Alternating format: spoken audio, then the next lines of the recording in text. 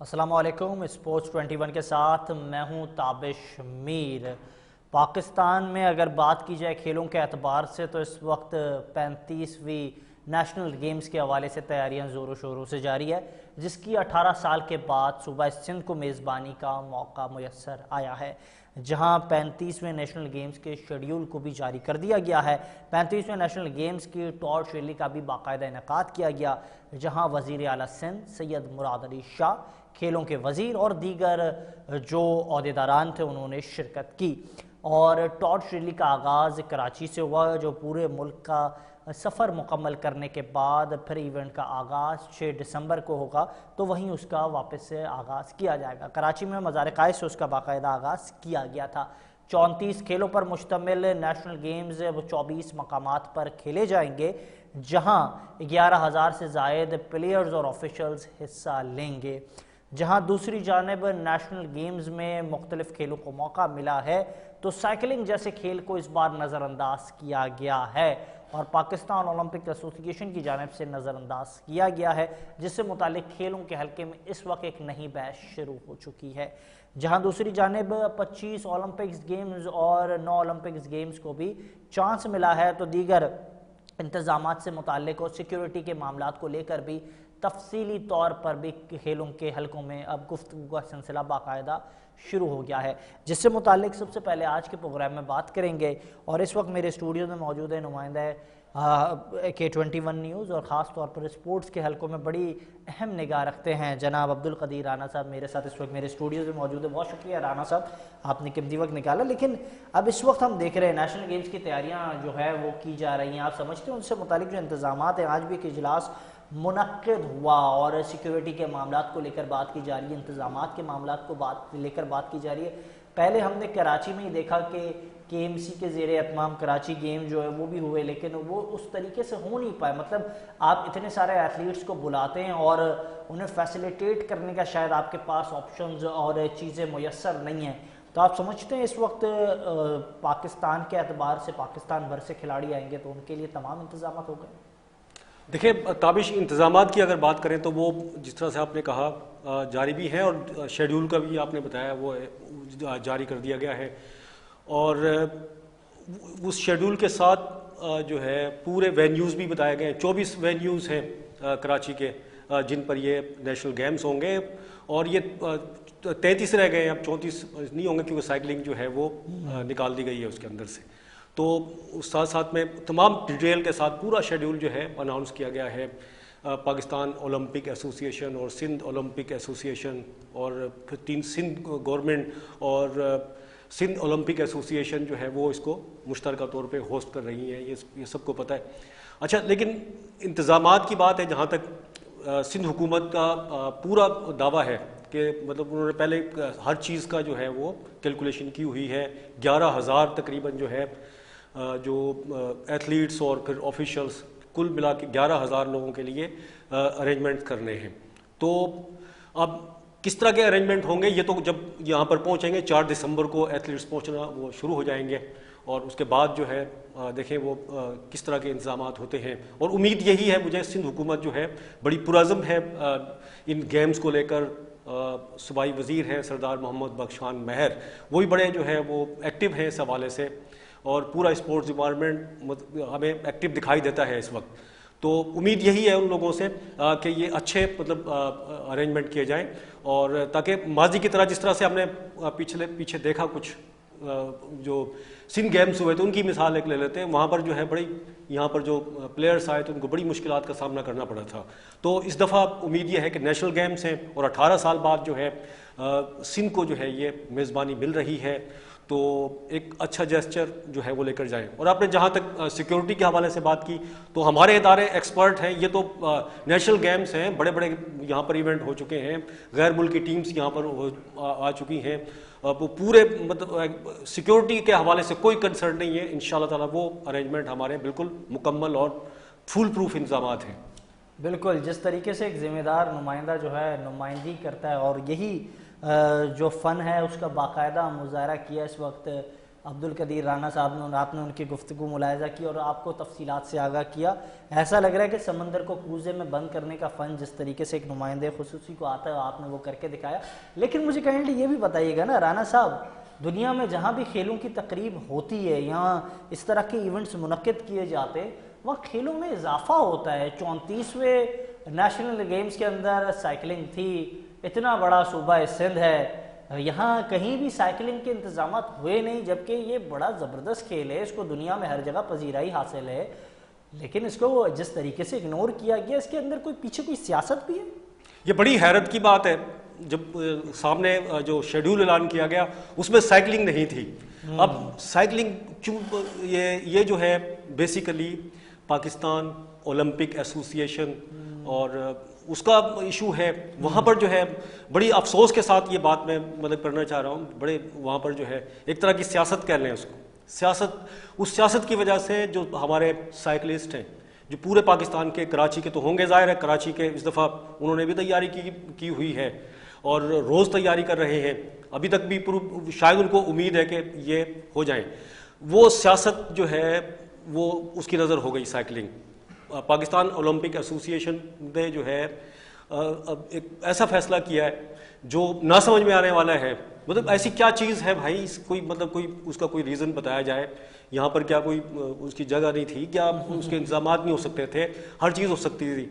अब यहाँ इसकी जो सर आपने साइकिलिंग है, अगर आपने साइकिलिंग करानी है, आपके पास DHA मौजूद है, अगर आपने साइकिलिंग करानी है, शारा फैसल मौजूद है, मैराथन हो सकता है, तो साइकिलिंग भी हो सकती है। ऐसा लग रहा है नीयत नहीं है। मैं अगर कहूँ ना राना साहब, जिस तरीके से इस पूरे मामले को डील किया गया, अब वही कहानी सामने आ गई है। PSB और इस वक्त की जो पाकिस्तान की ओलंपिक एसोसिएशन है, उनके बीच में भी कोई टसल की खबरें सामने आ रही हैं। बताया जा रहा है कि ख्वाजा इदरीस साहब जो हैं, उन्होंने अपनी एसोसिएशन को रजिस्टर्ड ही नहीं कराया PSB के अंदर, जबकि जो असल हकदार है वो अजहर शाह साहब है, उनको बिल्कुल इग्नोर किया गया। तो ये जिस तरीके से और इधर सियासी कशीदगी हम देख रहे हैं, क्या इस तमाम सियासी कशीदगी के दौरान नेशनल गेम्स 18 साल के बाद सूबा सिंध में हो रहे हैं, बेहतर अंदाज से हो पाएंगे? देखिए इस तरह से ये बेहतर अंदाज नहीं है, क्योंकि इसमें मायूसी होगी साइकिलिस्ट के लिए, और जो फैंस हैं साइकिलिस्ट को देखने वाले लोग हैं उनको भी मायूसी होगी, और बल्कि सबको होगी, मुझे भी हो रही है और आपको भी होगी यकीनन, ठीक है। लेकिन ये जिस तरह से आपने बताया ख्वाजा इदरीस और अजहर शाह, ख्वाजा इदरीस जो है इस वक्त वो पाकिस्तान ओलंपिक एसोसिएशन उसकी सरबराही कर रहे हैं, जो रजिस्टर्ड नहीं है ना तो PSB से ना आलमी सतह पर, जबकि अजहर शाह की जो ओलंपिक एसोसिएशन है वो जो है इंटरनेशनल लेवल पे भी रजिस्टर्ड है और PSB से भी रजिस्टर्ड है। लेकिन उसको जो है अजहर शाह की जो ओलंपिक है उसको एक तरह से कह सकते हैं खुद लाइन लगाया हुआ है। तो अब ख्वाजा इदरीस मनमानियाँ करते हुए आपस की चेकलिशबाजी की वजह से ये जो है साइकिलिंग का गेम जो है ये निकाल दिया गया। मैं तो अभी साइकिलिस्ट जो है वो बड़े मायूस हमें, मेरी बात भी हुई है, बहुत उन्होंने तैयारी की हुई थी इस नेशनल गेम्स में हिस्सा लेने के लिए, लेकिन ये निकाल दिया गया। अब किस तरह से वो जो है इंटरनेशनल ऐसे प्लेयर्स हैं, साइकिलिस्ट हैं जो इंटरनेशनल लेवल पे जीत के आए टूर्नामेंट, मतलब पाकिस्तान को जो है उन्होंने नाम रोशन किया है, उनका मुस्तकबिल जो है खतरे में पड़ गया है। बिल्कुल, इसमें कोई दो राय नहीं है। और जिस तरीके से खेलों को नज़रअंदाज किया जा रहा है और खेलों की सरगर्मियों में इजाफा होना चाहिए, लेकिन यहाँ ये मामला इस वक्त बिल्कुल उसी अंदाज से जो है नज़रअंदाज किया जा रहा है। इस वक्त की जो अरबाब इख्तियार हैं उनसे भी, जो साइकिलिस्ट हैं, उनका भी ये मुतालबा सामने आया है कि खेलों को नज़रअंदाज नहीं करना चाहिए। दूसरी जानिब प्रोग्राम में आगे बढ़ते हैं और बात करते हैं पाकिस्तान सुपर लीग्स के हवाले से। पाकिस्तान सुपर लीग जो है उससे मुताल्लिक कई कयासराइयाँ इस वक्त समाजी वेबसाइट्स पर सामने आ रही थी, जिसको लेकर पाकिस्तान क्रिकेट बोर्ड की जानिब से एक अमली तौर पर जो है तफसीलात अब सामने आ चुकी हैं। पाकिस्तान क्रिकेट बोर्ड की जानिब से ट्विटर के ज़रिए बताया गया है कि 2 टीमों से मुताल्लिक नीलामी का ऐलान 6 जनवरी 2026 को किया जाएगा, तहम अब कोई भी नाम फाइनल नहीं किया है। इससे मुताल्लिक एक और ट्वीट भी सामने आया, और वो ट्वीट सामने आया कि पाकिस्तान सुपर लीग में जो इनामी रकम है उसमें बड़ा इजाफा किया गया है। $500 जो हैं वो जीतने वाली टीम को रकम दी जाएगी, जबकि रनर अप को $300 दिए जाएंगे। इसके अलावा जो दीगर टीमें हिस्सा ले रही होंगी उनको भी $200 दिए जाएंगे। ये PSL से मुतालिक अहम तफसीलात थी। प्रोग्राम में बात की जाएगी मज़ीद खेलों के हवाले से और ख़ास तौर पर पाकिस्तान क्रिकेट टीम की कारकर्दगी पर। कहीं नहीं जाइएगा, देखते रहें K21।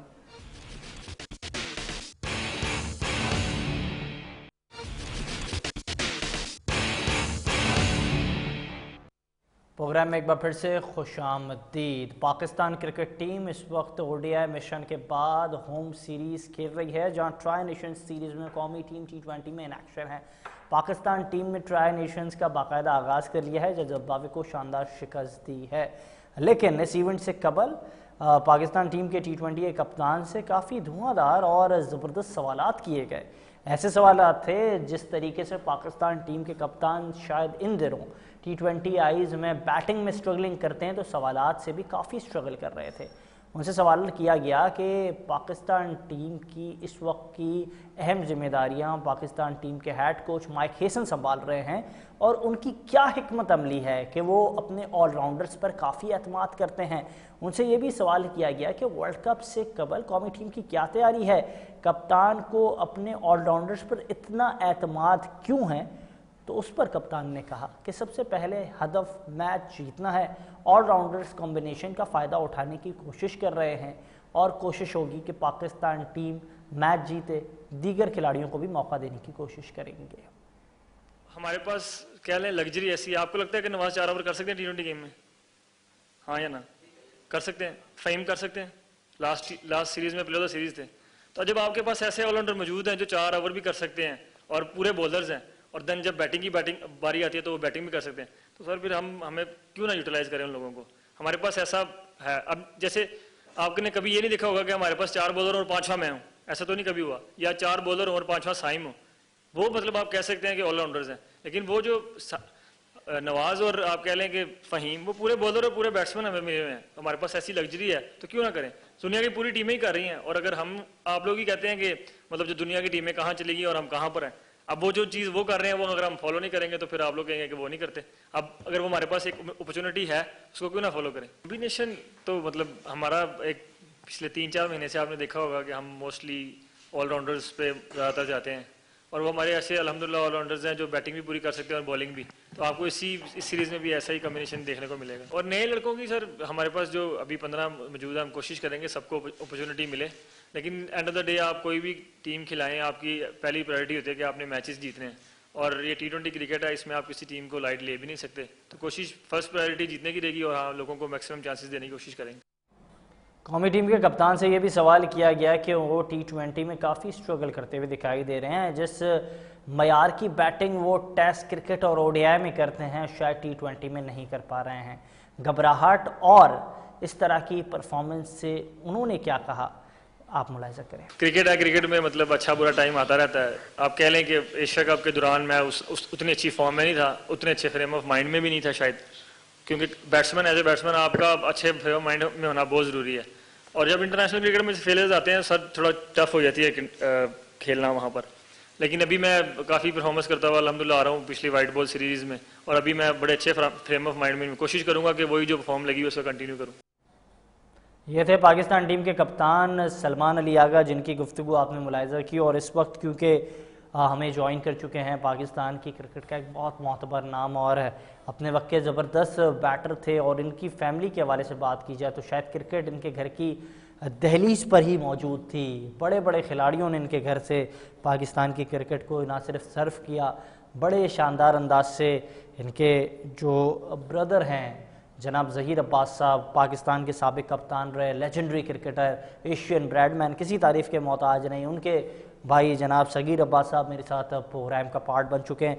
बहुत शुक्रिया सगीर साहब कीमती वक्त देने के लिए। इस वक्त बात तो की जा रही है पाकिस्तान टीम शायद वर्ल्ड कप की तैयारी कर रही है, लेकिन ऐसा लग रहा नहीं है। जिन खिलाड़ियों को टीम में होना चाहिए वो शायद टीम में नहीं है। अब बहुत सारे नाम सामने आते हैं, जहन में आते हैं, कामरान गुलाम जो है वो एक अच्छा ऑप्शन बन सकते थे, तैयब ताहिर जो एक अच्छा ऑप्शन बन सकते थे।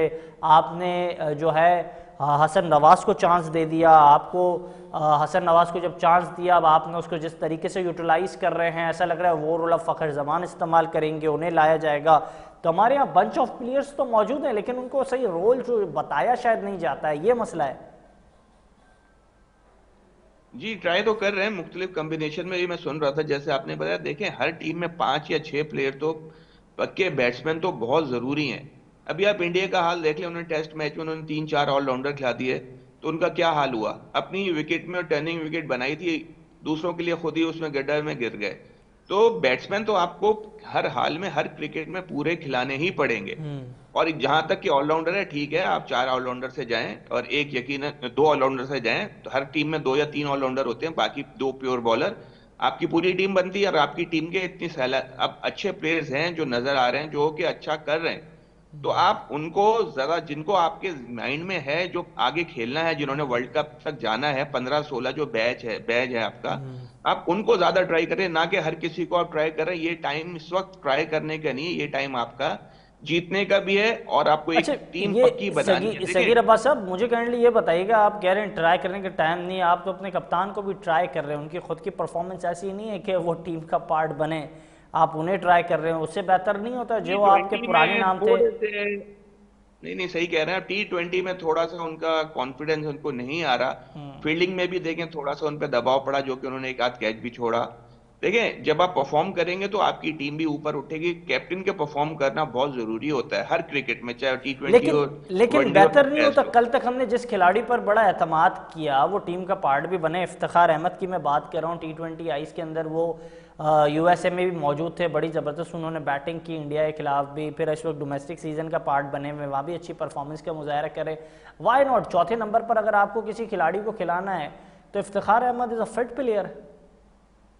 देखिए उन्होंने, देखें एक इंटरनेशनल क्रिकेट का प्रेशर अलग होता है और ये जो हम लीग्स खेलने जाते हैं उसमें आपका प्रेशर अलग होता है। अपना मुल्क जो आप खेलते हो, अपने सितारे का आपका करना पड़ता है, उसके लिए तो वो चीज अलग होती है। इफ्तिखार खेले, बहुत अच्छे प्लेयर थे, उनको ड्रॉप पता नहीं बीच में क्यों किया गया, लेकिन उसके बाद जब वो दोबारा है तो वो परफॉर्म नहीं कर सके।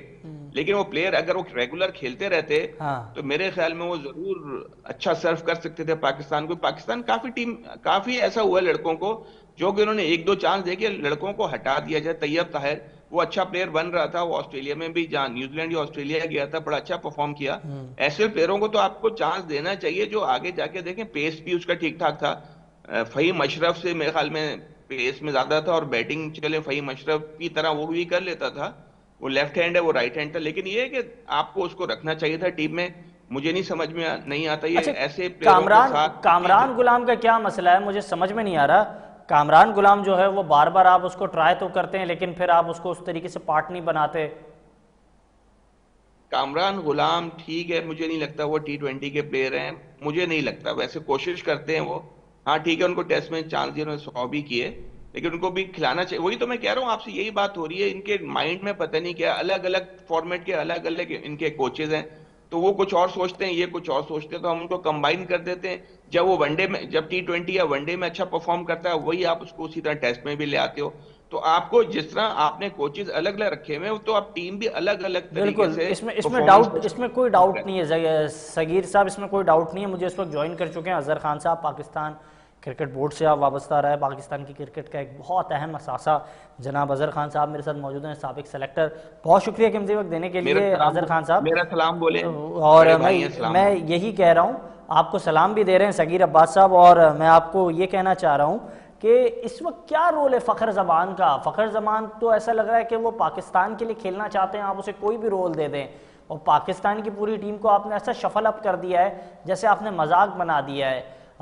कभी आप बाबर आजम को ओपनर खिलाते हैं, कभी फ़खर को आप छठे नंबर पे खिला रहे हैं, तो ये तो बड़ी, आप वर्ल्ड कप की तैयारी कर रहे हैं, ये क्या सूरत हाल है इस वक्त पाकिस्तान टीम की? बड़ी कन्फ्यूजन सामने आ रही है अजहर साहब।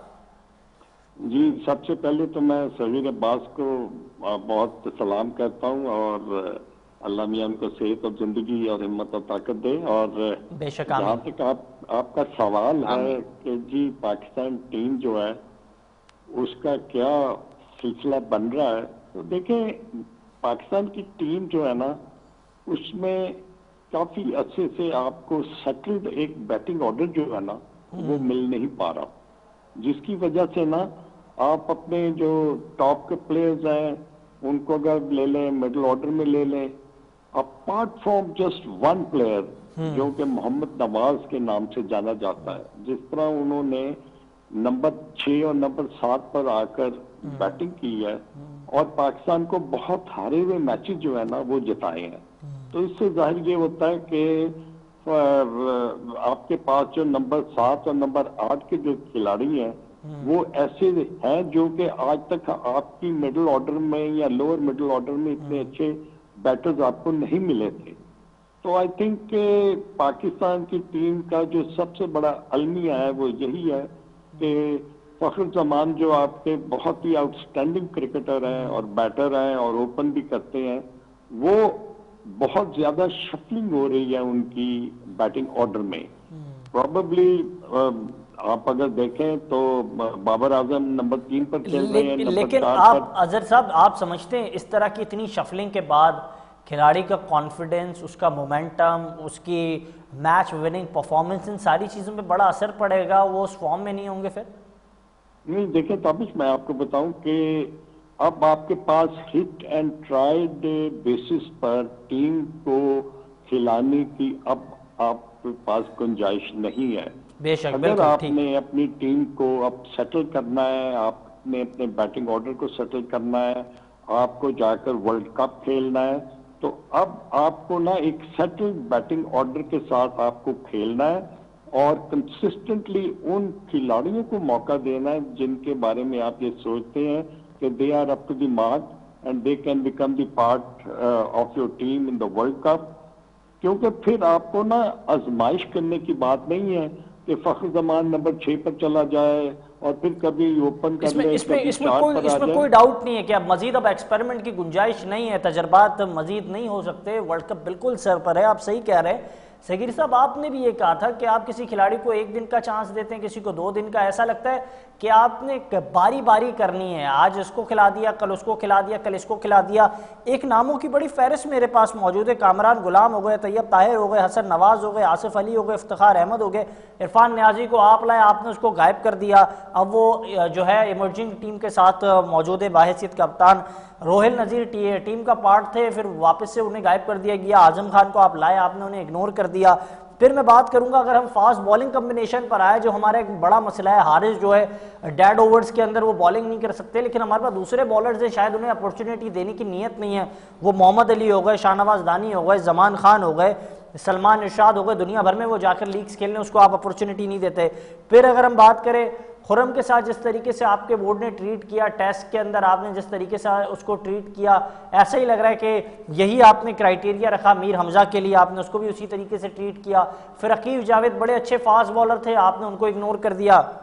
जानदाद खान को बामुश्किल आपने 1-2 मैचेस खिलाए, फिर आपने कहा उसकी भी जगह नहीं बनती। आमिर जमाल के हवाले से यही क्राइटेरिया आपने रखा। फिर अगर बात की जाए कासिम अकरम, आपको याद होगा अंडर-19 के अंदर आपने उन्हें देखा होगा, बड़े ज़बरदस्त जो है पाकिस्तान का प्रोस्पेक्ट थे, लेकिन वो उस तरीके से सामने नहीं आ पाए। अब्दुल समद वो आए, लेकिन फिर वापस से आपने ड्रॉप कर दिया। खुद ही कप्तान कह रहे 4 माह के बाद हमने उन्हें टीम का पार्ट बनाया है। तो ये सारी इतनी कॉम्प्लिकेशंस है, ये सारे खिलाड़ी आते हैं, फिर पार्ट बनते हैं पूल का, फिर गायब हो जाते हैं, तो हम सही इंसाफ कर पा रहे हैं? आपने इसके लिए लंबी अजहर भाई से पूछा है और प्लेयर्स के नाम लिए हैं। मैं तो आपकी जो मेमोरी है उसको शाबाश देता हूँ कि माशाल्लाह आपको बहुत अबूर हासिल है इन तमाम खिलाड़ियों के रिकॉर्ड के बारे में और इनकी एबिलिटी और इनकी जो एक्यूमेन है उसके बारे में। तो मैं तो बहुत इम्प्रेस हुआ हूँ आपकी इस बात पर कि आपको इतने खिलाड़ियों के नाम जो कि बैटर्स भी हैं और फास्ट बॉलर्स भी हैं और स्पिनर्स भी हैं। मगर मेरा अब जो वही सवाल है कि now it is a time to settle your squad for world cup.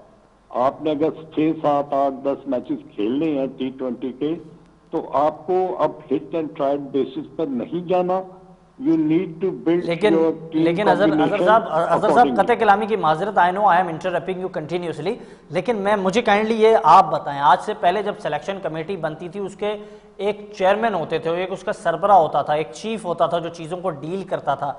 इस वक्त आपकी जो सिलेक्शन कमेटी है उसमें 4 लोग मौजूद थे, अब वो 3 लोगों पर मुश्तमिल है, और वो जिस तरीके से उसको डील किया जा रहा है, अजहर अली ने दूरी इख्तियार कर ली, मोहम्मद यूसुफ पहले दूरी इख्तियार कर चुके थे, अब्दुल रज़ाक ने दूरी इख्तियार कर दी थी। अब हल्का अहबाब से ये खबरें सामने आ रही हैं कि सेलेक्टर्स के हाथ बंधे हुए होते हैं, उनके पास इख्तियारात होते नहीं हैं, कोई और फैसले कर रहा है और वो फैसले थोपे जाते हैं। इसके लिए आपके साबका खिलाड़ी जो है ट्वीट देने के बाद या एक मैसेज करने के बाद या फिर अपने फैंस को वो अपडेट करते हैं कि they are not a part of Pakistan cricket board, और वो फिर दूरी इख्तियार कर लेते हैं, राह जुदा कर लेते हैं।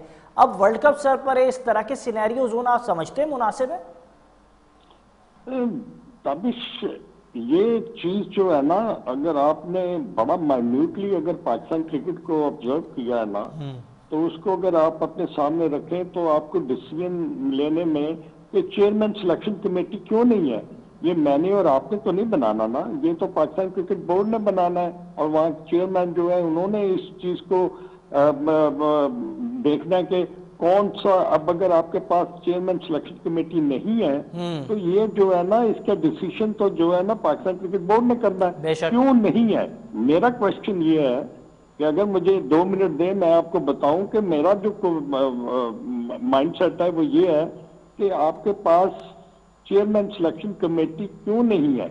अगर वो नहीं है, वो नहीं बनता, उसके ऊपर कॉन्फिडेंस नहीं है, क्या इसकी वजह है? अगर इसकी वजह नहीं है तो फिर आपको एक proper chairman selection committee with couple of selectors वो आपको अपने रखने चाहिए, जो कि बड़े माइन्यूटली ऑब्जर्व करें कि आने वाले वक्तों में जो चेयरमैन सिलेक्शन है वो डिसीजन मेकर में सबसे आगे होता है।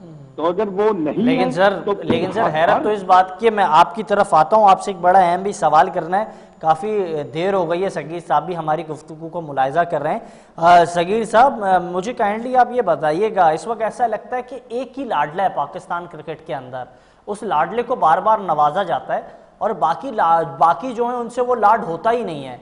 मैं बात कर रहा हूँ शादाब खान की, उनसे मुतालिक वापस से खबरें चलने लगी है, उनकी वापसी होने वाली है, वो नेशनल हाई परफॉर्मेंस सेंटर में आ चुके हैं, प्रैक्टिस कर रहे हैं, वो टीम को जो है उन टीम के साथ प्रैक्टिस करते हुए दिखाई दिए, उनकी कुछ तस्वीरें सामने आई।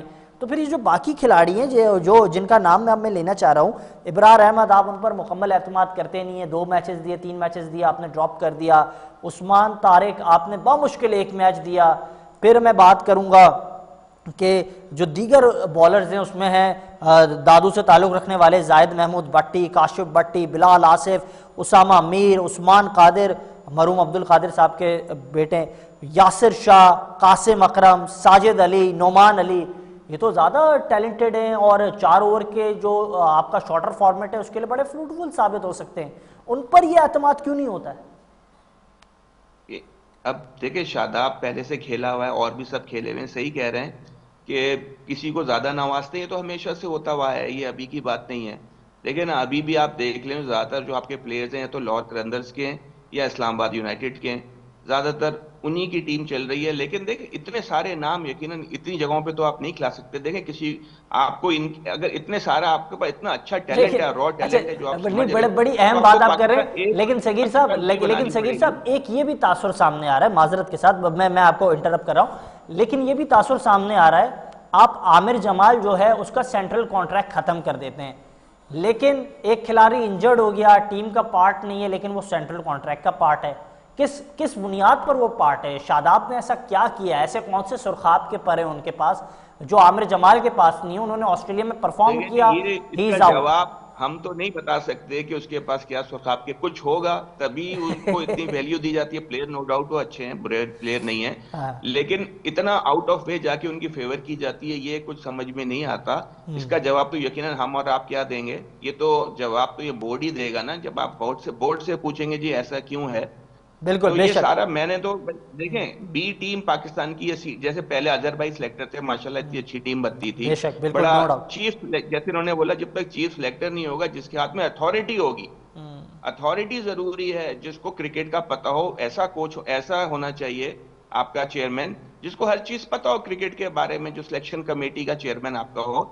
ये नहीं कि किसी को भी बना अच्छा, दिया 19-20, मुझे किसी को मुझे फेवर ये देने के लिए बताइएगा बना दिया। सगीर इसने आज साहब, तक मुझे ये क्रिकेट बताइएगा, ग्राउंड में जाके नहीं देखी। अभी आप अभी पूरी मुझे बात तो सुन लें, या तो मुझे बात करने दें या फिर बात ना नहीं नहीं, करें। अच्छा मुझे ये मैं बताइए बोलता हूं, फिर सगीर आप साहब, बीच में बोल देते हो। एक बड़ा अहम हाँ। टॉपिक है, मुझे मुझे आपके उस पर व्यूज चाहिए।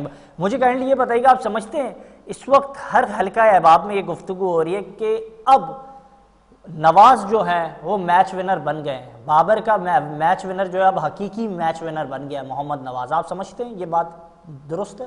देखें, नो डाउट उनकी परफॉर्मेंस जो है, अब असल देखें एशियन विकेटों पे इतना प्लेयर का पता नहीं चलता। जब आपको अच्छी बाउंसी विकेटें मिलेंगी, जैसे आप न्यूजीलैंड, ऑस्ट्रेलिया, इंग्लैंड जाते हो, वहां पे आप साउथ अफ्रीका जाते हो, वहां पे आपके टैलेंट का ज्यादा पता चलता है। यहाँ पे तो अपनी मर्जी की विकेटें भी बना लेते हैं, और एशियन कंडीशंस अमूमन एक सेम होती हैं, जहाँ पे बॉल इतना ऊपर नहीं आता, जो कि आपको थोड़ा सा बैटिंग फ्रेंडली होती है। नो डाउट कि उन्होंने परफॉर्म बहुत अच्छा किया और अच्छा कर रहे हैं, और उम्मीद है हमें अपने पाकिस्तान के लिए, मुल्क के लिए कि और अच्छा करते रहें। तो लेकिन ये है कि असल जब एग्जाम आता है, असल मजा आता है जब या तो बहुत अच्छी टीम से खेला जाए, या कि उनके जाके उन जगहों पे खेला है जहाँ पे आपने अच्छे ज्यादातर मैच खेलने। आप एशिया में कितने ही मैच खेलोगे, इंडिया आप जा नहीं सकते, वो फिर आपको मैच वो कहीं और खेलने पड़ते हैं। तो असल प्लेयर का जब वो बनता है, जब वो उसको खिलाया जाए और चांस दिया जाए, और अच्छी जगहों पे और अच्छी टीमों के खिलाफ जितना आप चांस देंगे उतना ही प्लेयर बनेगा वो। जी बिल्कुल अजहर साहब, ये इस बात में कोई डाउट नहीं है कि आप अपने वक्त के एक ज़बरदस्त चीफ सेलेक्टर थे,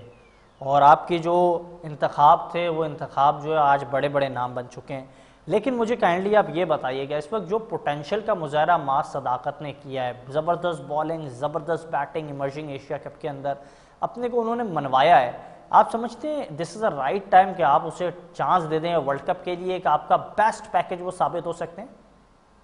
देखो तबिश, अभी जो सवीद ने जो बात की है ना, उसमें बहुत वजन है। वो इसलिए कि अगर आप शादाब खान की बात करते हैं, तो शादाब एक कोई नया खिलाड़ी नहीं है। जो अभी आप जिस खिलाड़ी का नाम ले रहे हैं, उसका क्या नाम था जो कि आप मास सदाकत, मास सदाकत। हाँ, सदाकत।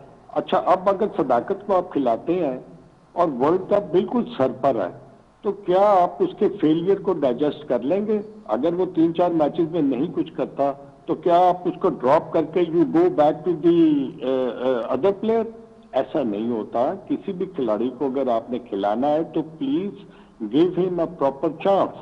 और अगर आप शादाब खान की बात करते हैं, तो शादाब की वापसी जो होगी ना, वो मेरे ख्याल में तब होगी जब वो फर्स्ट क्लास क्रिकेट में एटलीस्ट 250-300 ओवर नहीं करता, वो लंबी बॉलिंग नहीं करता, उसकी फिटनेस लेवल को नहीं पहचाना जाता, तब तक आई डोंट थिंक सो कि he should be a part of T20 और वनडे। और फर्स्ट क्लास क्रिकेट में बॉलिंग जब तक आप लंबी नहीं करते, आप कभी भी अपनी एबिलिटी को एनहांस नहीं कर सकते। राइट आर्म लेग स्पिनर तभी ज्यादा अच्छे बॉल करता है जब वो फर्स्ट क्लास क्रिकेट में रेगुलरली वो 30-35 ओवर करे, विकेटें ले, और उसको ये पता हो कि उसकी लाइन और लेंथ कितनी अच्छी होगी। अगर वो लंबी बॉलिंग नहीं करेगा तो वो इस तरह के इंटरनेशनल मैचेस में परफॉर्म नहीं कर सकता। तो इन माय ओपिनियन, जो कि बड़ा एक सिंपल सा मेथड है, कि अगर आपको याद हो कि इंग्लैंड के एक फास्ट बॉलर थे फ्रेडी ट्रूमैन, तो फ्रेडी ट्रूमैन से किसी ने ये सवाल किया कि how do you prepare yourself for the test matches, तो उसने कहा कि अगर मैं काउंटी क्रिकेट में 250-300 ओवर ना कर लूं, मैं अपने आप को फिट महसूस नहीं करता।